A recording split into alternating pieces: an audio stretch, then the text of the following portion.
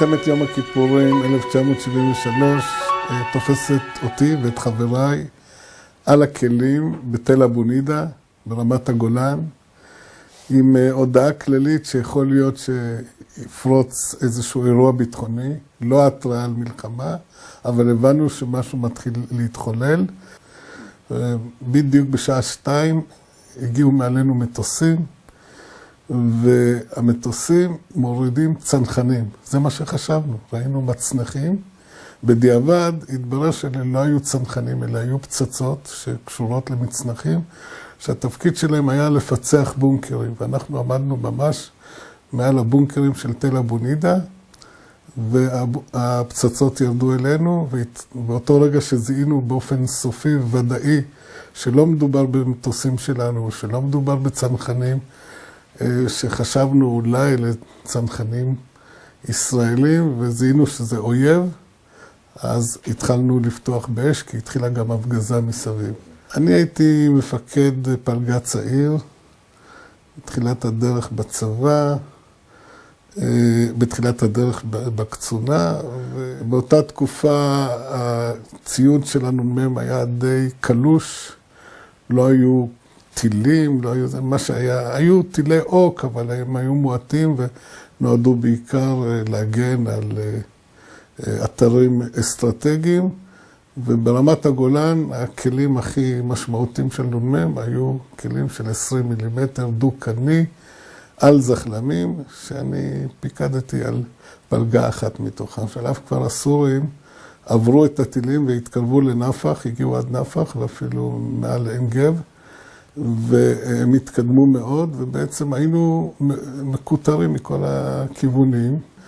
המון ארטילריה, כי המקום היה מקום מאוד חשוב, עדיין הוא מקום מאוד חשוב. הוא נמצא גם מבחינת התצפית שלו, הוא נמצא מעל דמשק.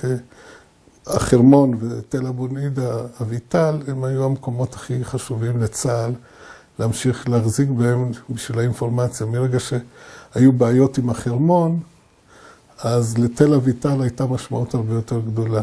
אתה קיבלת החלטה נועזת, ששלחת את החיילים שלך לבונקר, נותרת לבד על הצריח ושימשת בשלושה תפקידים. בו זמנית, איך מתמודדים עם זה? זה היה תוצאה של אילוץ, חלילה לא בגלל שהחיילים פחדו. כל אחד היה פוחד, אני לא אומר שלא פחדו, אבל לא מתוך זה שהחיילים סירבו לבצע את הפקודה. מה שקרה בנ"מ, אסור לחייל לירות על מטוסים בלי שקצין יאשר לו את זה, כי חלילה הוא יכול לפגוע במטוסים ישראלים. ואז צריך, ממילא קצין היה צריך להיות כל הזמן בחוץ להשגיח שהירי נעשה רק על מטוסי אויב. ואז אמרתי בליבי, מה הטעם שאני אהיה בחוץ כדי לפקח, ועוד יהיה חייל שאני אגיד לו מה לעשות.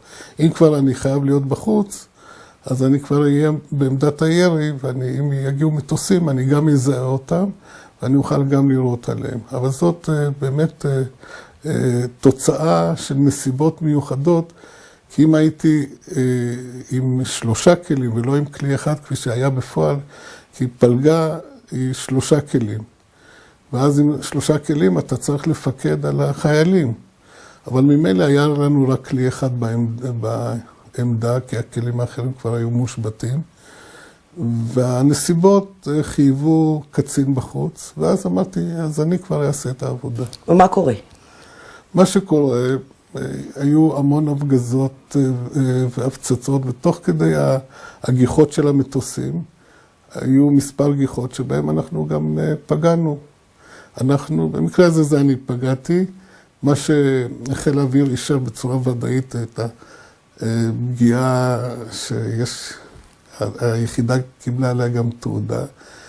היו בסך הכל 5 פגיעות. אתה יושב על צריח 4 ימים, על עמדה 4 ימים. איפה הפחד? מה קורה? לא היה זמן לפחד, פשוט לא היה... אחרי המלחמה, או בשלבים האחרונים של המלחמה, כבר התחלתי להבין את גודל הסיכון, וזה הפחיד. אבל מה תעשה? אם אתה תפחד, אז מה יהיה עם החיילים? אני יכול לומר, והמזל הוא שמהתל הזה כולם חזרו הביתה בשלום. זה לא היה מובן מאליו. על אומץ הלב, היוזמה ורוח ההתנדבות, הוענק לישראל עיטור המופת בידי הרמטכ"ל דאז, רב אלוף מרדכי מוטה גור.